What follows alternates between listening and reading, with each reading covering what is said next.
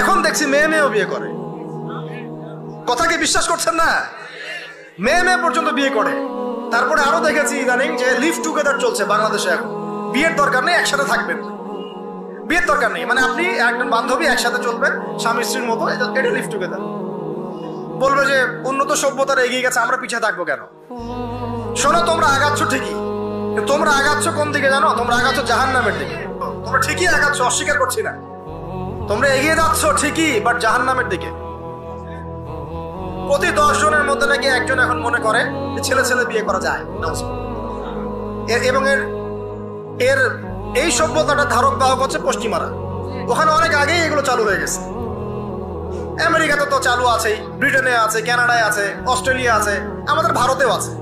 আর দিন দিন এখন এটাই যে আমাদের সাবকন্টিনেন্ট বাংলাদেশ এখানেও ঢুকে পড়েছে। এবং এদের সংগঠন আছে, এদের পতাকা আছে, পতাকার মধ্যে রংধনুর সাইন আছে।